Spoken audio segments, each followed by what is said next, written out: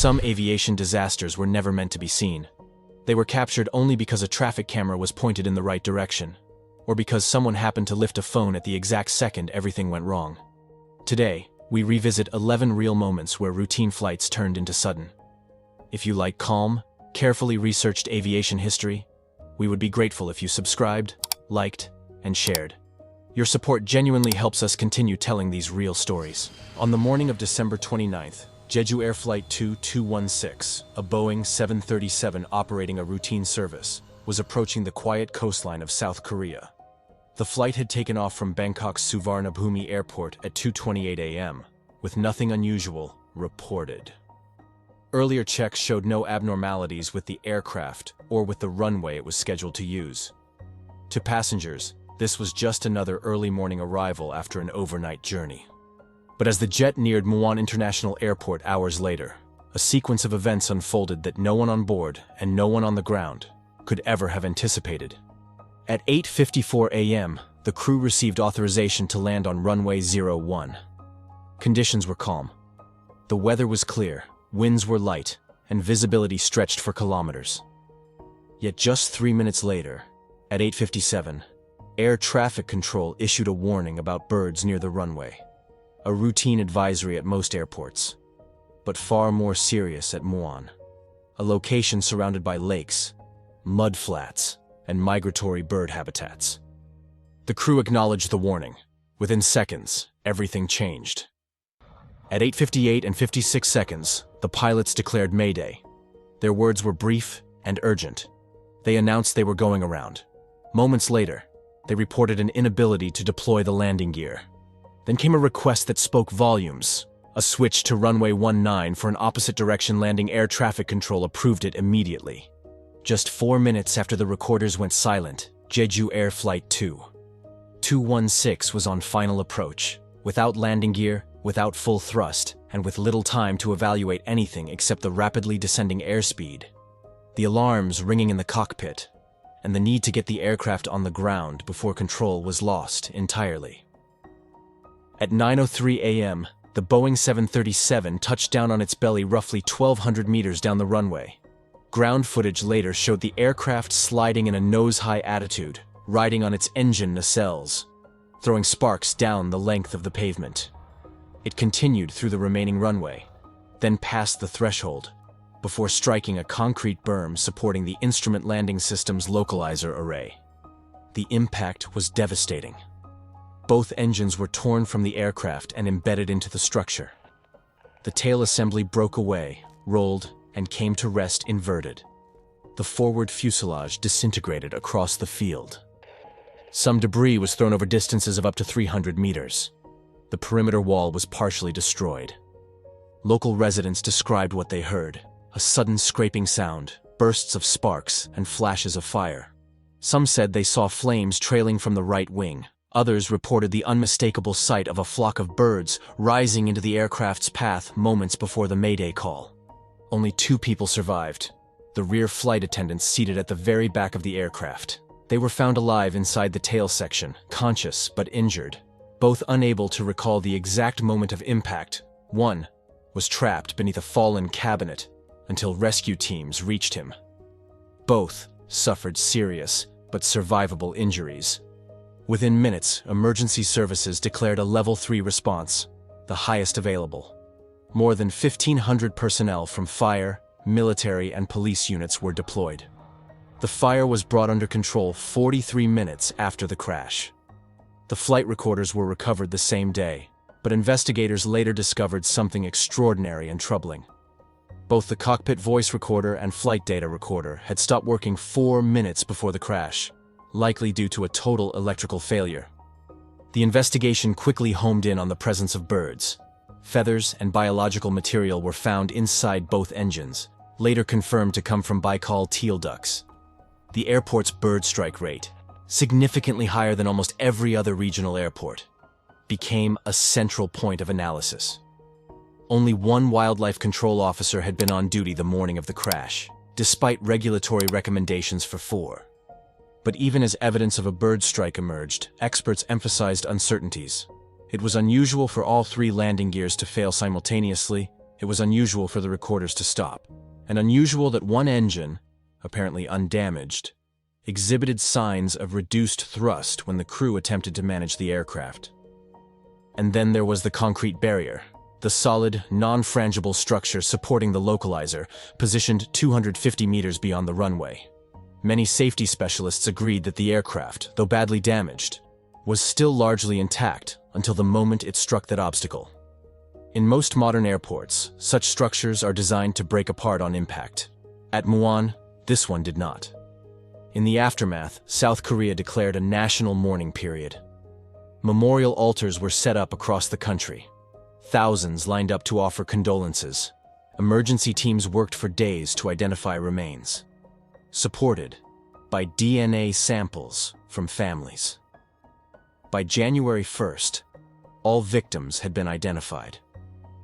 Authorities ordered inspections of all Boeing 737-800 aircraft in South Korea. Several aviation officials resigned or were reassigned. A parliamentary committee was formed. The localizer structure was ordered removed and replaced with frangible equipment. National policies for runway safety areas, bird detection systems, wildlife management staffing, and low-cost carrier oversight were rewritten. Months later, discussions emerged about whether a shutdown of the wrong engine had contributed to the loss of thrust. Families and pilot unions urged caution, demanding the investigation consider the layered context of the crash. Bird strike, electrical failure, gear malfunction, runway configuration, and the barrier itself. What remained clear was this: Jeju Air Flight 216 was overwhelmed by a cascade of failures, beginning with birds and ending with a structure that should never have been that strong nor that close. The flight descended from calm, routine approach to catastrophic outcome in under 10 minutes. And it was all captured on a mobile phone by a resident who heard strange bangs overhead and climbed to his rooftop. One of those moments the world was never meant to see, yet one that reshaped aviation policy, safety equipment, and national awareness in South Korea forever. On the 4th of February, 2015, TransAsia Airways Flight 235 lifted off from Taipei Songshan Airport, bound for Kinmen. The aircraft was a relatively new, delivered just months earlier, carrying 53 passengers and 5 crew members. Everything seemed routine. A short domestic hop over Taiwan's coast, a climb through fragile daylight, and the kind of flight that rarely enters history books. But 72 seconds into the journey, inside the cockpit, something was already failing. A warning sounded. The right engine's auto-feather system had activated, signaling a loss of thrust. The crew acknowledged the alert, declared Mayday, and began to respond. Behind them, a dashcam captured what would become one of the most jaw-dropping aviation videos ever seen. The aircraft, flying low and level, suddenly banking left, its left wingtip clipping a taxi on the Huandong Viaduct beside the Keelung River, then rolling sharply into the water. Yes, a vehicle on the roadway was struck. Yes, dangling on live traffic, people witnessed the crash unfold. The investigation later revealed a chilling truth. The right engine had failed, but the crew shut down the still operating left engine instead. With no power on either side and altitude vanishing, the ATR lost lift and control. At around 1,600 feet, the aircraft rolled, stalled, and crashed into the river. 43 people lost their lives. Only 15 survived. Why did it happen? Maintenance records showed compromised soldering joints in the auto-feather system. The captain had failed his simulator check for engine-out procedures less than a year earlier. The airline's safety culture was under strain. The flight crews did not properly identify the failed engine. They did not manage a dual-engine failure scenario with the clarity required. The aircraft itself was sound. The error was human, systemic, inadequately managed. Ground footage of the crash is harrowing. It shows the ATR in a near horizontal bank, skimming an apartment building's roof, colliding with the taxi, then diving into the river in full view of drivers, residents, and cameras. Emergency workers arrived swiftly. Boats pulled survivors from the semi-submerged fuselage, and the entire operation became part of Taiwan's national trauma. In the aftermath, TransAsia Airways grounded its ATR fleet. Pilots underwent retesting, and aviation regulators tightened oversight of engine controls, checklists, training the invisible lines between normal flight and disaster. The airline itself suspended operations less than 2 years later. Flight 235 is one of those moments the world was never meant to see, yet millions have watched its final seconds. And it is a stark reminder. When a modern aircraft's engine fails, it may be the human response that counts far more than the machine itself. It was late November in 1996 when an Ethiopian Airlines Boeing 767 lifted off from Addis Ababa on what should have been a calm journey toward Nairobi, a routine international hop carrying families, tourists, business travelers, and a young crew expecting nothing unusual. But shortly after the climb began, 3 hijackers forced their way to the front, claiming they were armed and demanding that the pilots fly the aircraft to Australia.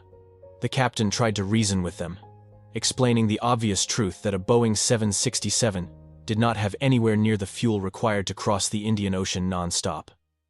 The hijackers refused to believe it. They insisted the crew was lying and ordered them to keep flying over open water, farther and farther from any viable diversion airport. For the next hours, the cockpit became a place of extraordinary tension.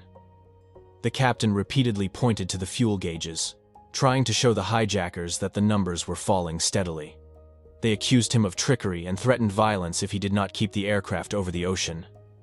Passengers sat silently in the cabin as the 767 continued toward the Comoros Islands with fuel nearly exhausted. The crew sent coded messages in their altitude changes, hoping controllers would understand their distress. But with hijackers watching their every move, direct calls for help were impossible. As the engines consumed the last drops of fuel, the inevitable happened. First one engine failed, then the other followed.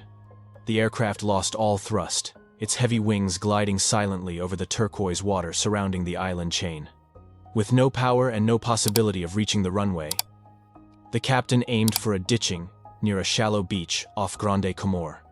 In a powerless jet, there is no go-around, no second chance, only one precise approach that must be flown manually with perfect control. The crew fought to keep the wings level as the hijackers continued shouting inside the cockpit, the aircraft descending with nothing but gravity guiding its path. As the 767 approached the shoreline, a breaking wave struck the fuselage at the wrong moment. The aircraft banked sharply, and the wingtip dug into the water, causing the jet to spin violently and break apart. Despite the impact, many passengers survived the initial ditching and escaped onto floating wreckage, while rescue boats rushed from the shore.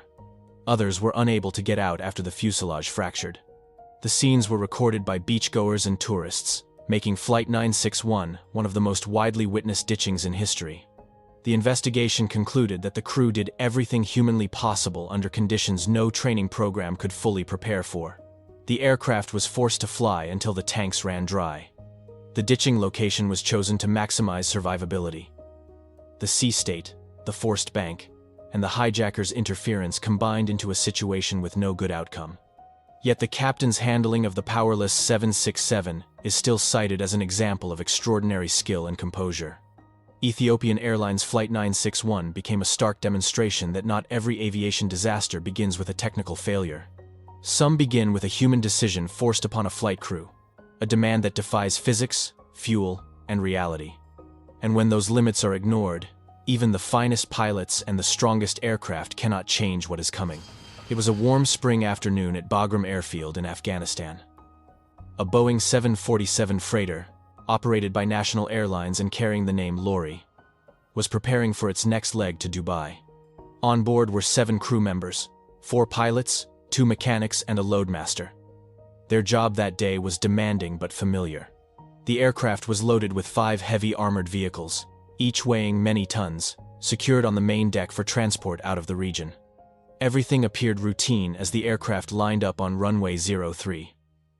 Weather conditions were changing as a storm cell passed nearby, but visibility was good, and the runway was dry. The crew began the takeoff roll, engines at full thrust, the massive airframe gathering speed. The recordings later confirmed a normal acceleration, a normal rotation, and a normal liftoff. For a brief moment, the flight looked completely ordinary. Then, seconds after becoming airborne, something went suddenly wrong. The nose of the aircraft pitched sharply upward. Not the gentle climb of a controlled departure, but a steep, unexpected angle that immediately placed the aircraft in danger of an aerodynamic stall. People on the ground saw the freighter climbing in a way that did not look natural. A vehicle dash camera near the base captured the entire sequence, a rare and valuable piece of evidence for investigators. Within moments, the aircraft lost energy, rolled slightly to the left, corrected to the right, and then descended rapidly, coming down inside the airfield boundary. The impact was severe. All 7 crew members on board lost their lives, and the aircraft was destroyed. No one on the ground was harmed. The investigation revealed a clear and preventable chain of events. During the climb, one or more of the heavy armored vehicles on the cargo deck had broken loose from their restraints. Those vehicles rolled backward with enormous force. They struck the rear pressure bulkhead, causing structural damage and cutting key hydraulic systems and control components inside the tail. With those systems damaged, the pilots no longer had the control authority they needed to keep the aircraft stable. The Boeing 747 pitched up beyond a safe angle, and despite the crew's immediate efforts to regain control, the aircraft no longer responded fully to their inputs. The aircraft stalled and descended before recovery was possible. Investigators found that the cargo on Flight 102 had not been secured using procedures strong enough for the weight of the vehicles being transported. Load restraint instructions were incomplete, and the equipment used did not meet the standards required for such heavy cargo. Even a small amount of movement during takeoff can create extreme forces. In this case, the shift of several armored vehicles, each weighing many thousands of kilograms, was far more than the aircraft could withstand. The findings led to important changes in the cargo airlift industry. Operators strengthened their loadmaster training programs, updated their procedures for securing military vehicles, and added new restraints and tie-down systems to meet higher safety standards. The accident also prompted regulatory improvements and new oversight requirements for companies transporting unusually heavy cargo loads. Today, Flight 102 is studied for its lessons rather than for its tragedy. It is an example of how even a perfectly functioning aircraft can be placed in an impossible situation when cargo is not secured to the highest standard. For pilots and loadmasters, the case remains a reminder that weight, balance, and restraint are not technical details. They are essential ingredients of safe flight. San Francisco Bay was calm that morning, wrapped in a thin veil of mist that softened every edge of the coastline. Asiana Airlines Flight 214 had crossed the Pacific through the night, carrying families, students, business travelers, and children, finally drifting to sleep as the long journey neared its end. Inside the cabin, everything felt ordinary. Seat backs upright, window shades half open, passengers bracing gently as the aircraft began its descent toward runway 28 left. There was no turbulence, no storms on the radar, nothing to suggest that the final minutes of this flight would become one of the most studied approaches in modern aviation. In the cockpit, the crew prepared for a visual approach. On that particular morning, the vertical guidance system for runway 28 left was offline due to scheduled maintenance. It meant the crew would have to manage their descent manually, judging their path by experience, instruments, and the coastline ahead. For skilled pilots, this was routine. Yet visual approaches demand something automation can never replace: a moment-to-moment awareness of speed and height. As Flight 214 descended through the final miles, a quiet misunderstanding took shape. The crew believed the automation was protecting their airspeed, holding the aircraft safely above stall. But the mode they expected was not the mode that was active. The system was not guarding the speed at all. Slowly, almost imperceptibly, the aircraft began losing energy. Passengers felt nothing unusual. The coastline grew clearer beneath the sun. The cabin crew made final checks. Meanwhile, in the cockpit, readings still appeared manageable. There was no alarm, no sudden loss of control. Just a gentle drift downward and a gradual bleed of speed hidden within the normal workload of a long flight's final minutes. At 1,000 feet, the approach still seemed acceptable. But below that point, the descent path began to sag. The PAPI lights glowed, with a warning hue indicating the aircraft was too low. The airspeed continued to drop. The coastline ahead rose in the window.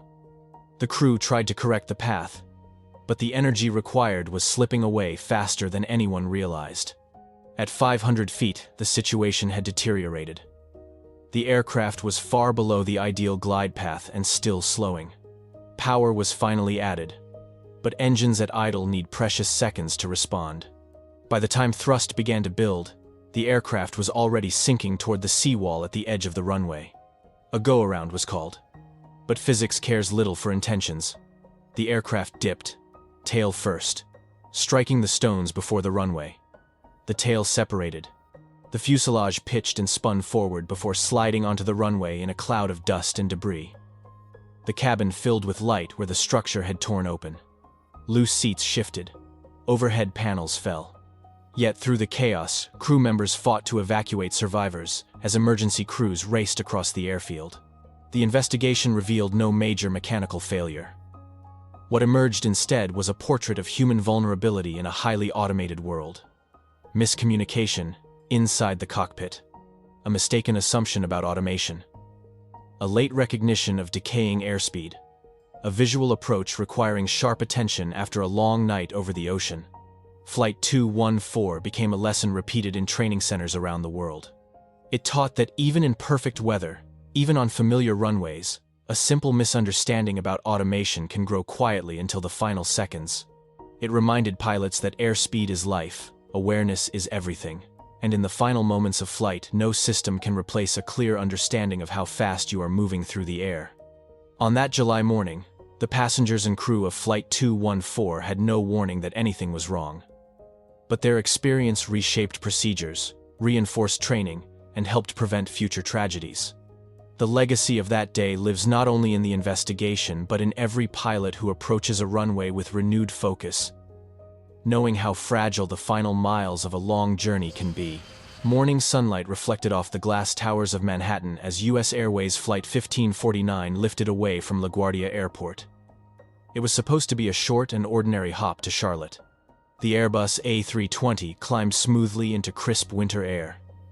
Engines humming, passengers settling in, the skyline sliding past the windows like a postcard. Nothing about that morning hinted at the impossible choice the pilots were minutes away from facing.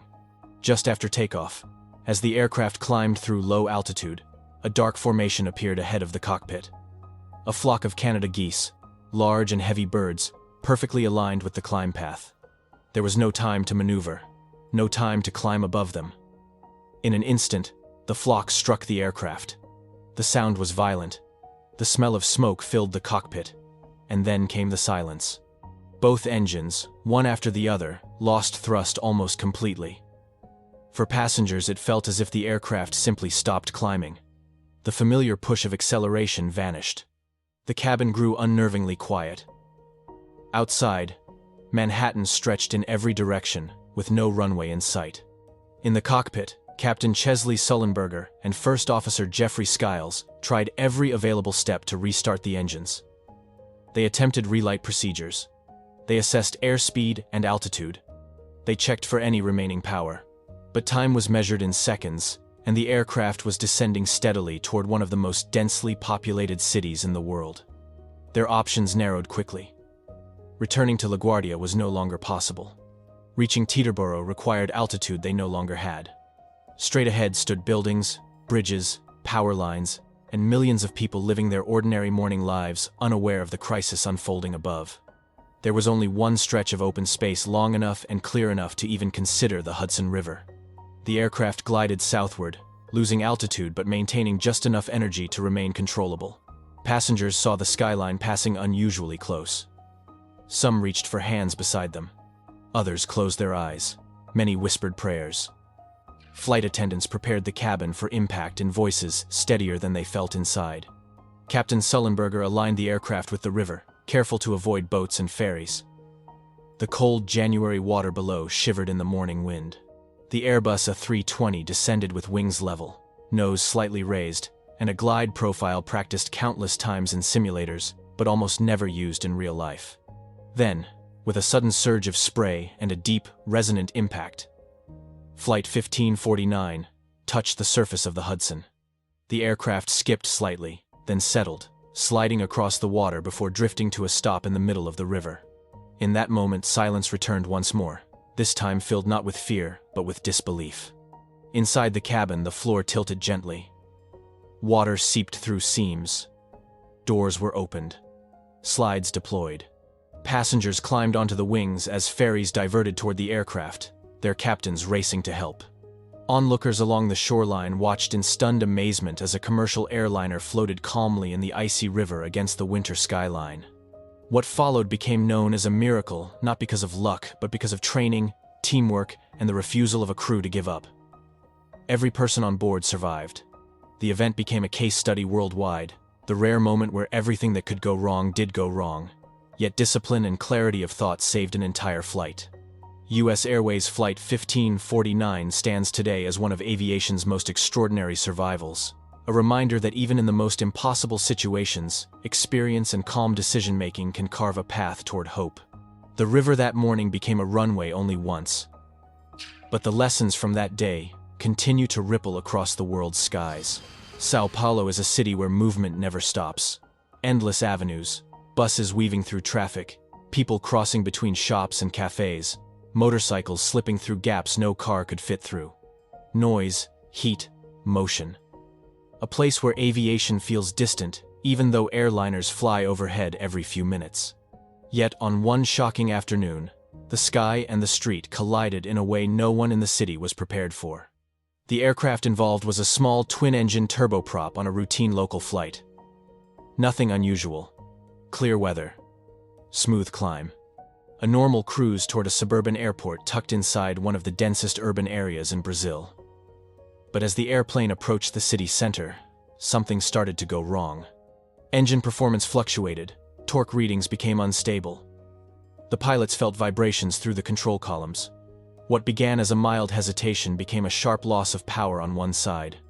The remaining engine struggled to maintain altitude. The airplane slowed, the nose rose, and the warning tone for low airspeed pulsed through the cockpit. Ahead was nothing but buildings. São Paulo is a city built tightly, with streets only meters apart from tall apartment blocks and shops. In an emergency, pilots have almost no room to maneuver.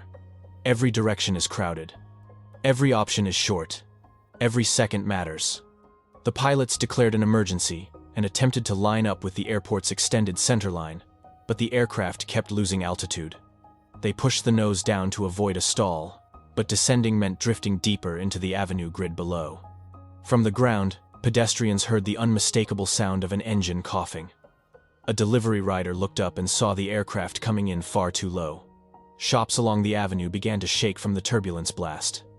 Cars braked. People ducked. Storefront security cameras captured that haunting sight of a plane trying desperately to stay above the rooftops. With altitude nearly gone and the aircraft slipping sideways from asymmetric thrust, the pilots made a final controlled turn toward the widest avenue in sight. That single choice probably saved dozens of lives. It was their only possible landing area in a forest of concrete. The aircraft clipped a streetlight, then skimmed the top of a bus shelter. A wingtip struck a traffic sign. Sparks flew as the belly touched the asphalt, sliding forward with terrifying speed. Cars swerved. A taxi narrowly avoided the fuselage. Pedestrians ran for cover. Seconds later, the aircraft came to a halt against a row of parked vehicles. Smoke rose from the shattered engines. People rushed toward the wreckage. Some pulled fire extinguishers from nearby shops. Others helped guide passengers out of the cabin. Emergency crews arrived quickly, racing through blocked avenues to reach the scene. It was chaos, but also a miracle. In a city where hitting a building was nearly unavoidable, the pilots had found the one thin stretch of road long enough to absorb the landing. A São Paulo avenue had become a runway. Urban crashes of this kind are among the most challenging events in aviation.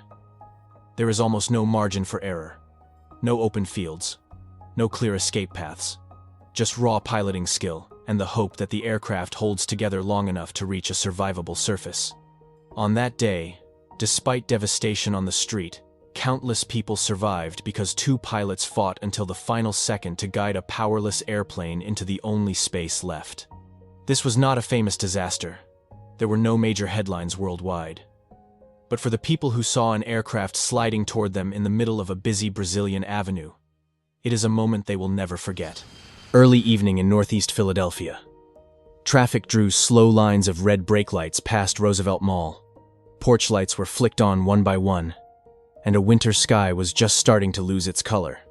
In a neighborhood of row houses and small businesses, people were cooking dinner, scrolling their phones, and putting kids in pajamas. It was an ordinary day in a part of the city that rarely makes national news. Then doorbell cameras and cell phones began recording a bright point of light in the sky, descending far too fast, with a sound that did not belong in a quiet neighborhood. The airplane was an air ambulance. Medjet's Flight 056, a Learjet 55 operated by a Mexican medical transport company. On board were 6 people. A young patient from Mexico who had spent months in Philadelphia receiving specialized treatment. Her mother, finally taking her home. A doctor and a paramedic, watching over them. A captain and first officer at the controls of a fast, capable business jet that had made many similar missions before. This was supposed to be the most hopeful leg of a long journey. The flight that took a recovering child back toward family, friends, and normal life. The Learjet had departed from Northeast Philadelphia Airport, a small but busy field tucked into the city's northeast corner. It sits only a short distance from shopping centers, apartment blocks, gas stations, and intersections that look like anywhere else in urban America. The plan was simple. Take off from Northeast Philadelphia, climb out, and then continue on a multi-leg route that would eventually bring everyone safely back to Mexico. The weather was flyable. Visibility was good. There was nothing in the sky that hinted at what was about to happen. Within moments of liftoff, people on the ground heard a roar that felt wrong. Some witnesses later remembered an engine sound that rose and fell in an odd way, as if the aircraft was straining. Others described seeing the jet low over the city, at an angle that made their hearts drop. A few grabbed their phones and started recording. Not because they expected a disaster, but because it is instinct now to film anything unusual in the sky. Their videos show a jet descending steeply, nose slightly down, wings not level, trailing debris and flame, headed toward an area that is absolutely not meant to be a runway. The Learjet never made it back to the airport. Instead, it came down in a dense neighborhood near the mall, crossing over streets and rooftops before impacting among houses, parked cars, and small businesses. In a fraction of a second, a tightly packed residential block was turned into an accident site. Several homes caught fire. Vehicles were crushed and burned. Windows blew out up and down the street. People who had been looking out through their living room curtains now saw orange flame in place of a familiar view. The explosion and fire were captured from every angle. One local restaurant owner heard a series of loud bangs, ran to the roof, and recorded a short video that later raced around social media, showing the final moments of the jet descending behind the buildings. Doorbell cameras showed a flash, a shockwave, and then a rising column of smoke. Traffic cameras recorded cars braking hard and drivers abandoning their vehicles to run toward or away from the fire. It was exactly the kind of scene that makes news producers talk about how surreal it is to watch, and that makes residents never again hear an engine noise the same way. Emergency calls flooded the system almost instantly. Firefighters, police, and paramedics raced toward the thick black smoke. When they arrived, they faced a double crisis. There was the wreckage of a fully fueled jet on the ground, burning fiercely among ordinary homes. There were also injured residents, people pulled from damaged buildings, drivers and pedestrians hurt by debris and blast. Crews fought the fire while trying to reach anyone who might still be alive in the wreckage. They had to move through narrow streets, deal with ruptured gas lines, and avoid secondary explosions. As the fire grew under control, the scale of the loss became clearer. Everyone on board Medjet's Flight 056 had been killed. The patient who had been on her way home, her mother who had stayed by her side, the doctor and paramedic who had dedicated their careers to helping people survive bad days, the captain and first officer who had launched into the sky countless times before, and who this time never had a chance to recover control. On the ground, at least one person died, and many more were injured.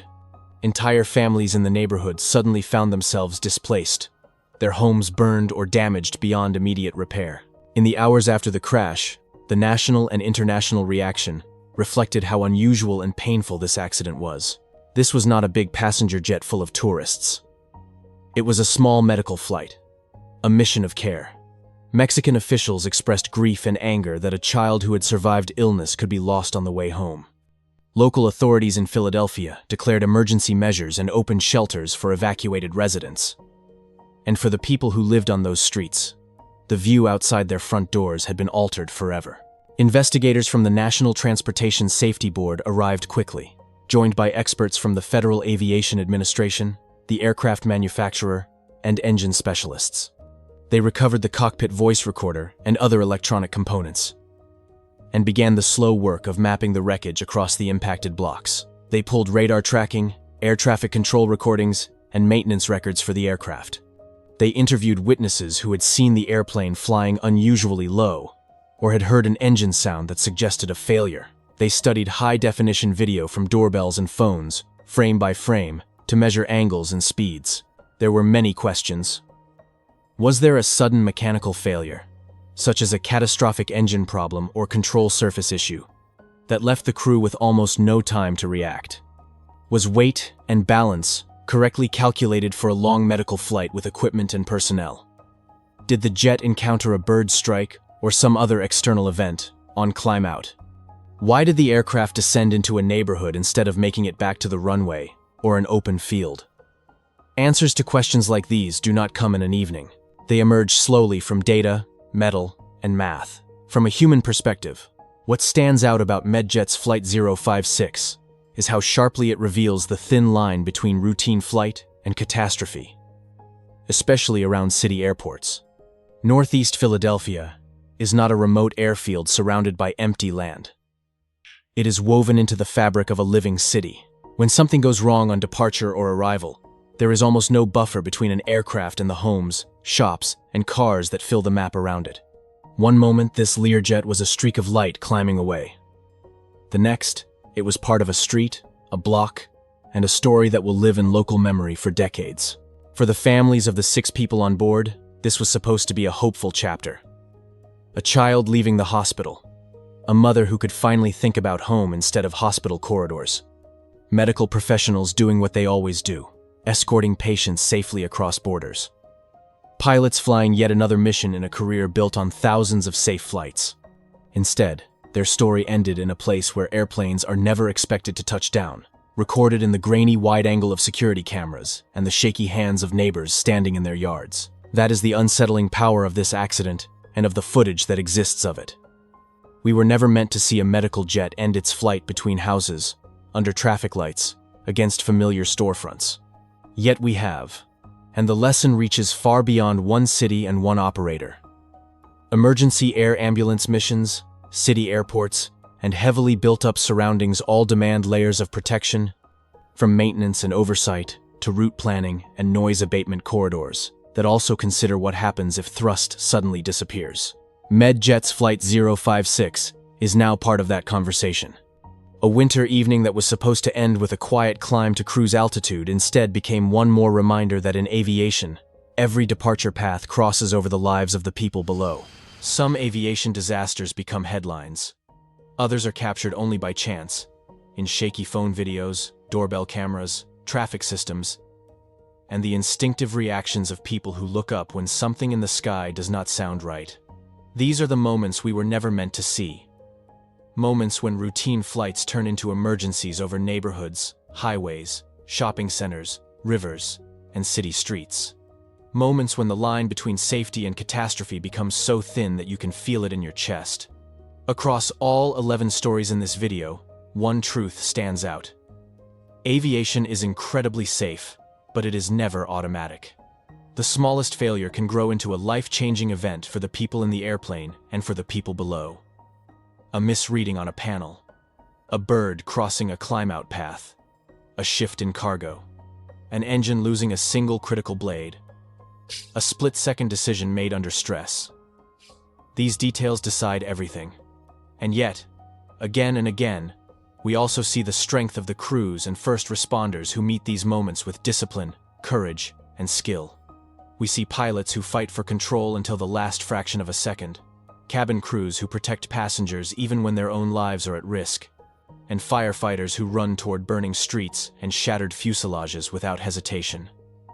These are the parts of aviation that the world often forgets. If this video has shown anything, it is that every flight is a story built on thousands of quiet decisions, maintenance checks, training sessions, weather reviews, human judgment, and engineering choices made years before an airplane ever leaves the ground. When any one layer cracks, the results can be captured in a single viral clip that travels the world. We tell these stories not to sensationalize them, but to understand them, to honor the people who were lost, and to remember the lessons that make the next flight safer than the last. If you want more carefully researched and respectfully told aviation history, your support truly helps this channel continue. Please consider subscribing, liking, and sharing this video. It makes a real difference and helps keep these stories alive in a way that honors everyone involved. Thank you for watching.